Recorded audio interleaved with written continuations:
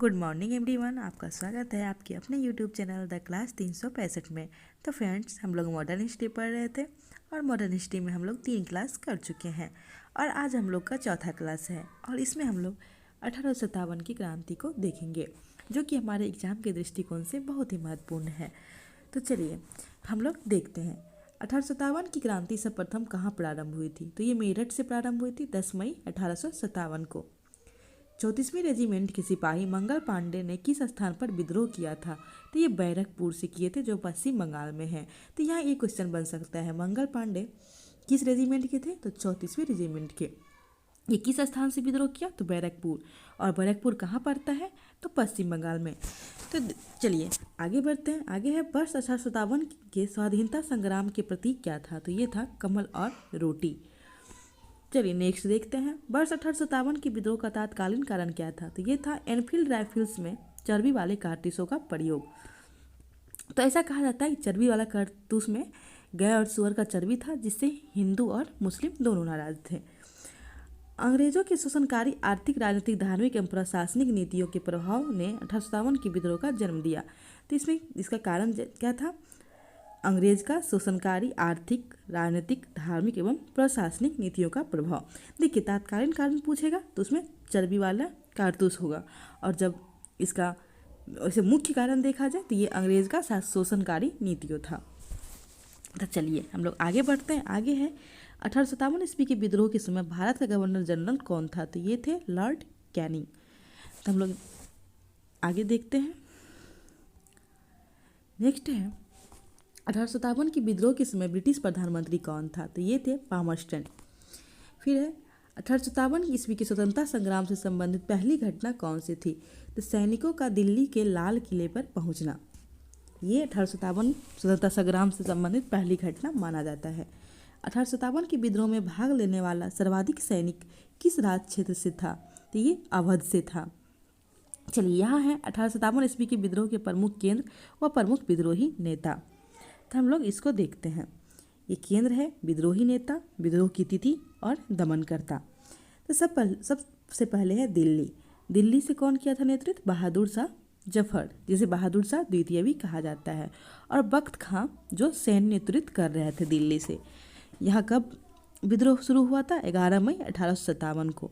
और इसका दमन कौन कर दिया। निकलसन और हडसन। फिर नेक्स्ट है लखनऊ। लखनऊ से इसका जो है नेतृत्व कर रही थी बेगम हजरत महल और बिजरिस कादी। और इसकी तिथि क्या थी। 4 जून 1857। और दमनकर्ता कौन था। Colin Campbell. और झांसी और ग्वालियर यहाँ से नेतृत्व कर रही थी रानी लक्ष्मीबाई और तात्या टोपे।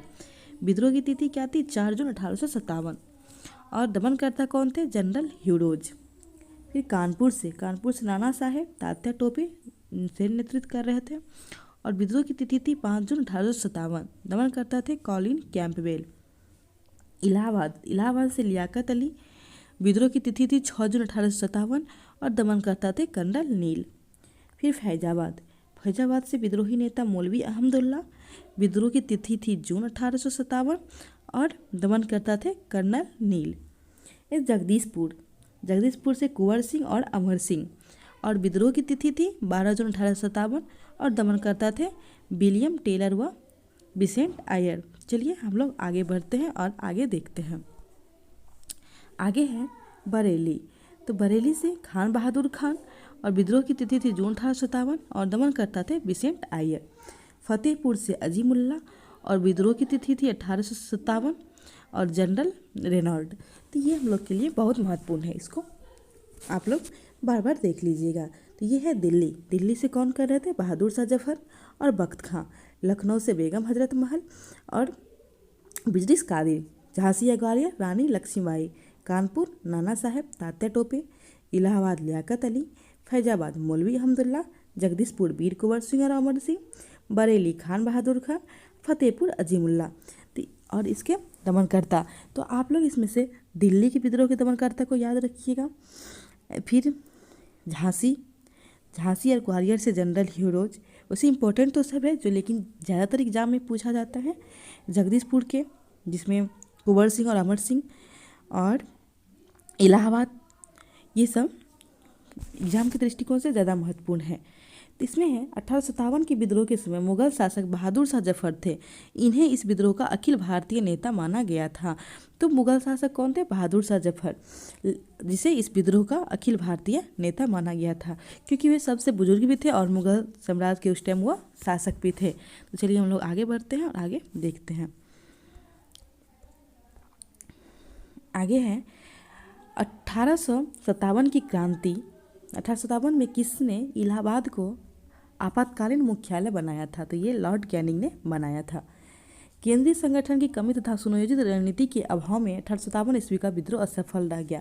तो इसका कहना है जो इस विद्रोह का असफल रहने का कारण रहा, इसमें केंद्रीय संगठन की कमी थी, सुनियोजित रणनीति का अभाव था, मतलब किसी निश्चित रणनीति के द्वारा विद्रोह को नहीं कर पाए, जिस वजह से ये विद्रोह असफल रहा और अंग्रेज इसे दबाने में सफल रहे।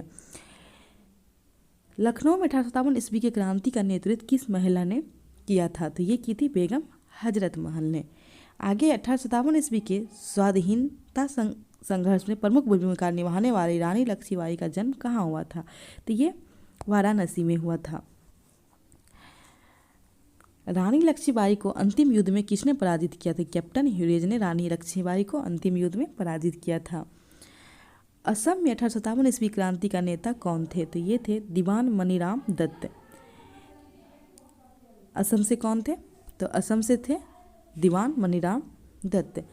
और रानी लक्ष्मीबाई का अंतिम युद्ध किससे के साथ हुआ था? तो कैप्टन ह्यूरेज के साथ हुआ था, जिससे वो पराजित हो गई थी और वीरगति को प्राप्त हो गई थी। फैजाबाद से विद्रोह कर रहे किस क्रांतिकारी को पकड़ने के लिए अंग्रेज ने 50,000 रुपये का इनाम रखा? तो ये मौलवी अहमदुल्ला को पकड़ने के लिए अंग्रेज ने 50,000 रुपये का इनाम रखा। तो इसमें देखिए सबसे पहले इसमें कितना क्वेश्चन बनाता है। तो पहले पूछेगा फैजाबाद से कौन विद्रोह कर रहा था? तो मौलवी अहमदुल्ला।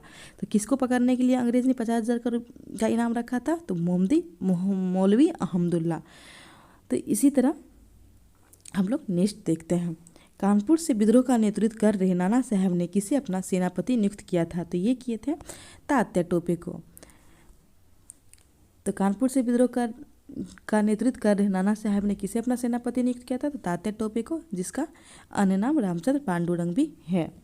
1857 के विद्रोह के दौरान मुगल बादशाह बहादुर शाह जफर ने किसे अपना सेनापति नियुक्त किया था? तो ये बख्त खां को किए थे। तो 1857 विद्रोह के दौरान मुगल बादशाह बहादुर शाह जफर अपना सेनापति किसे नियुक्त किए थे?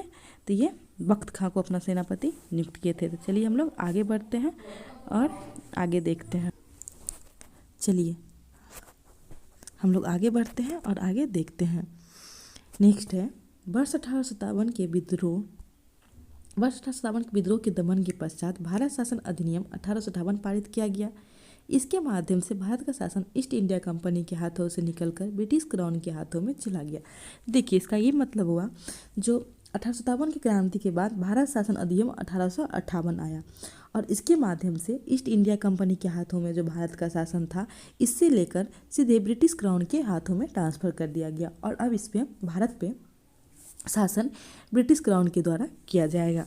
तो चलिए हम लोग आगे बढ़ते हैं। आगे महारानी विक्टोरिया ने भारतीय प्रशासन को ब्रिटिश ताज नियंत्रण में लेने की घोषणा कब की थी? तो ये की थी 1 नवंबर 1858 को।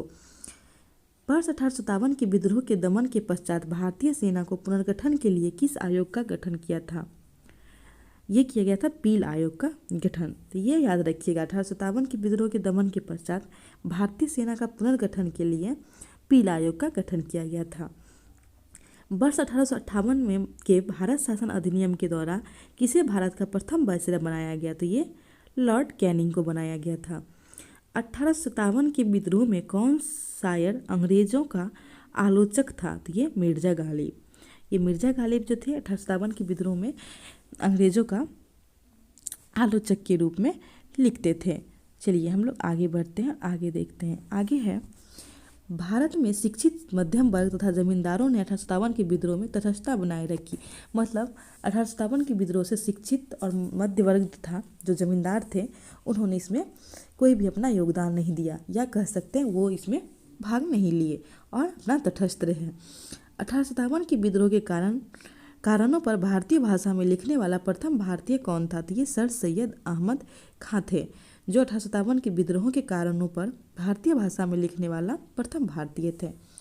वर्ष 1857 के विद्रोह में बिहार का नेतृत्व जगदीशपुर के जमींदार वीर कुंवर सिंह द्वारा किया गया। मतलब 1857 की क्रांति का जो है बिहार से नेतृत्व जगदीशपुर के एक जमींदार थे वीर कुंवर सिंह, उसके द्वारा किया गया था। 1857 के स्वतंत्रता संग्राम में किस राजवंश ने अंग्रेजों की सर्वाधिक सहायता की थी?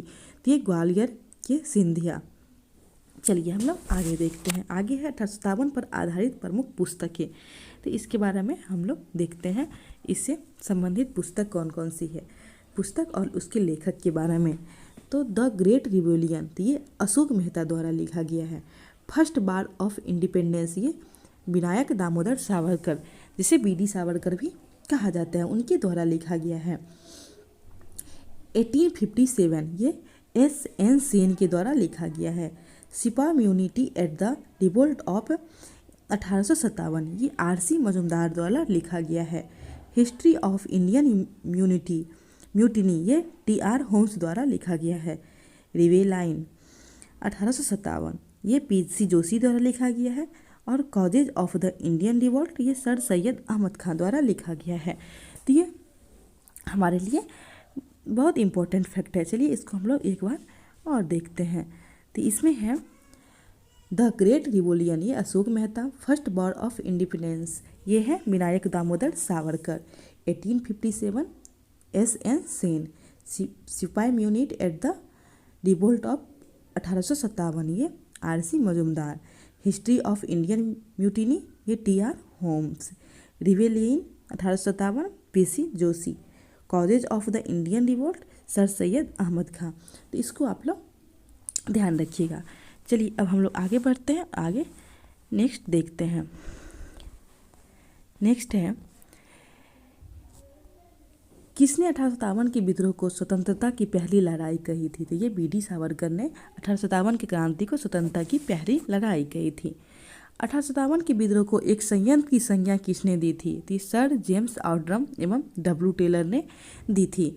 तो सर जेम्स आउट्रम एवं डब्ल्यू.सी. टेलर ने 1857 के विद्रोह को एक संयंत्र कहा था। तथाकथित प्रथम राष्ट्रीय स्वतंत्रता संग्राम न प्रथम राष्ट्रीय और न ही स्वतंत्रता संग्राम था, यह कथन किसका है? तो ये आर.सी. मजुमदार का है। इन्होंने क्या कहा है? राष्ट्रीय स्वतंत्रता संग्राम न प्रथम, न राष्ट्रीय और न ही स्वतंत्रता संग्राम था, यह कथन आर.सी. मजुमदार का था।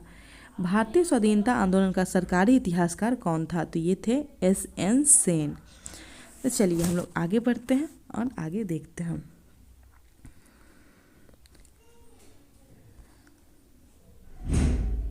चलिए इसको हम लोग थोड़ा छोटा कर लेते हैं। इसमें है 1857 विद्रोह पर आधारित प्रमुख मत और इतिहासकार और इसके मत हैं। तो डॉक्टर एस.एन. सेन, इन्होंने कहा है, जो कुछ धर्म के लिए लड़ाई के रूप में प्रारंभ हुआ वह स्वतंत्रता संग्राम के रूप में समाप्त हुआ। ये कथन डॉक्टर एस.एन. सेन का है। जो कुछ धर्म की लड़ाई के रूप में प्रारंभ हुआ वह स्वतंत्रता संग्राम के रूप में समाप्त हुआ। अशोक मेहता कहते हैं 1857 का विद्रोह का स्वरूप राष्ट्रीय था। बीडी सावरकर का मत था 1857 का विद्रोह एक सुनियोजित राष्ट्रीय स्वतंत्रता संग्राम था। वही डॉक्टर आर.सी. मजुमदार का कहना है तथाकथित प्रथम राष्ट्रीय संग्राम न तो प्रथम, न ही राष्ट्रीय और न ही स्वतंत्रता संग्राम था। इसी तरह सर जॉन लॉरेंस ने कहा है यह पूर्णतः सिपाही विद्रोह था। बेंजामिन डिज़रायली ने कहा है 1857 का विद्रोह एक राष्ट्रीय विद्रोह था। फिर पी. रॉबर्टसन ने 1857 के विद्रोह को कहा है 1857 का विद्रोह केवल एक सैनिक विद्रोह था जिसका तात्कालिक कारण चर्बी युक्त कारतूस था। टी.आर. होम्स ने कहा यह सभ्यता एवं बर्बरता का संघर्ष था। डब्ल्यू. टेलर और जेम्स आउट्रम में इसे यह अंग्रेज द्वारा विरुद्ध मुसलमान और हिंदू का संयंत्र बताया। डीजे ने कहा यह ईसाई धर्म के विरुद्ध एक धर्म युद्ध था। तो ये इसमें अनेक मत रहा, भारतीय का भी मत रहा और अंग्रेज का भी रहा और सब अपने तरह से बात किए। तो जैसे हम लोग देख लिए डॉक्टर एस.एस. सेन जो कुछ धर्म के लिए संयंत्र की लड़ाई के रूप में प्रारंभ हुआ वह स्वतंत्रता के रूप में समाप्त हुआ। अशोक मेहता 1857 ईस्वी के विद्रोह का स्वरूप राष्ट्रीय था। बी.डी. सावरकर इन्होंने एक सुनहरी राष्ट्रीय स्वतंत्रता संग्राम कहा था। आरसी मजूमदार ने कहा था न तो प्रथम न ही राष्ट्रीय और न ही स्वतंत्रता संग्राम था। सर जॉन लॉरेंस ने इसे सिपाही विद्रोह बताया था। ऐसे ही बेंजामिन डिज़राइल ने इसे एक विद्रोह, एक राष्ट्रीय विद्रोह था, ये बताया है। रॉबर्टसन ने कहा 1857 का विद्रोह केवल एक सैनिक विद्रोह था जिसका तत्कालिक कारण चर्बी वाला कारतूस था। टी.आर. होम्स ने कहा यह सभ्यता एवं बर्बरता के बीच संघर्ष था। डब्ल्यू. टेलर और जेम्स आर्टरम ने इसे हिंदू मुसलमानों का संयंत्र बताया है अंग्रेज के विरुद्ध। और रिज ने कहा यह ईसाई धर्म के विरुद्ध एक धर्म युद्ध था। तो इसी तरह अनेक विद्वानों का ये मत है। चलिए हम लोग आगे बढ़ते हैं, आगे देखते हैं। आगे है रानी लक्ष्मीबाई की मृत्यु पर ह्यूरोज ने कहा था भारतीय विद्रोहियों में वह अकेली पुरुष थी। मतलब ये उनकी वीरता के बारे में व्याख्या करते हुए ह्यूरोज ने कहा था कि यह भारतीय विद्रोहियों में वह केवल एक पुरुष थी। मतलब उससे प्रभावित होकर ये बोले थे। और हम लोग ये पढ़े भी थे, ह्यूरोज ही रानी लक्ष्मीबाई को अंतिम बार हराया था और इन्हीं के द्वारा पराजित होकर उनकी मृत्यु भी हुई थी। तो चलिए हम लोग आज यहीं तक रखते हैं और इसके बाद हम लोग का दूसरा टॉपिक है प्रमुख किसान एवं जनजातीय विद्रोह। तो ये हम लोग नेक्स्ट क्लास में करेंगे। आज के लिए इतना ही। अगर आप लोगों को वीडियो पसंद आता हो तो वीडियो को लाइक कीजिएगा, शेयर कीजिएगा और कमेंट में ज़रूर बताइएगा आप लोगों को कैसा लग रहा है। तो चलिए ठीक है, और आप लोग इनको देखते रहिएगा। मॉडर्न हिस्ट्री हम लोग के लिए बहुत ही इम्पोर्टेंट है। तो